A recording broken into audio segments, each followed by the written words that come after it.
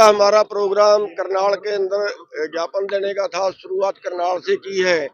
जो धान घोटाला है वो एक बहुत बड़ा मैटर है। 5,000 करोड़ के करीब का धान घोटाला है हरियाणा के अंदर, और उसके लिए जिला दर जिला ज्ञापन दे रहे हैं। 10 तारीख को कुरुक्षेत्र में देंगे, 16 तारीख को यमुनानगर में देंगे, उसके बाद 20 को शायद कैथल में है। हर जिला में ज्ञापन देने के बाद जो है, और उसमें ज्ञापन में और भी जो मांगे हैं, जैसे प्राइवेट अस्पतालों की लूट है, प्राइवेट स्कूलों की लूट है, बाहर से जो आयात कर बंद कर रहे हैं, ये फसलों पे आयात का जो टैक्स लगाते थे उसको बंद कर रहे हैं, वो एक बहुत बड़ा मैटर है।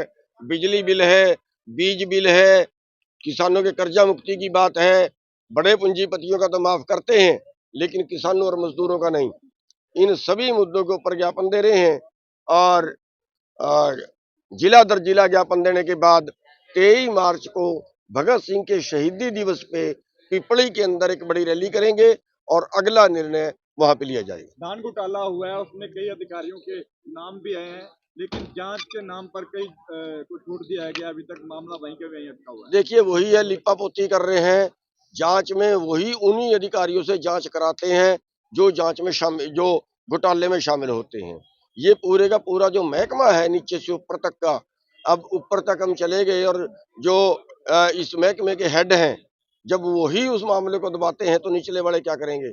और बिल्कुल सरेआम पकड़े जाने के बाद, मतलब भ्रष्टाचार का नंगा नाच देश के अंदर हो रहा है। सीबीआई जांच की मांग की आप?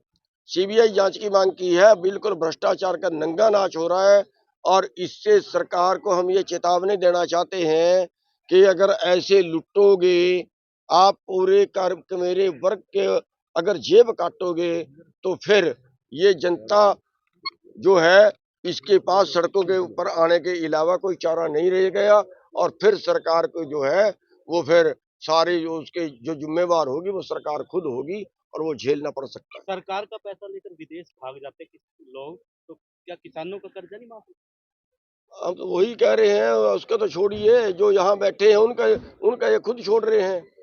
भागने वालों की तो अलग बात है, कोई भाग गया होगा। मैं तो ये कह रहा हूँ, जो यहीं बैठे हैं, जो सरकार के अंदर बैठे हैं, जो सरकार के मंत्री हैं, जो सरकार के नेता हैं, उनका छोड़ रहे हैं। वही छोड़ने वालों में है।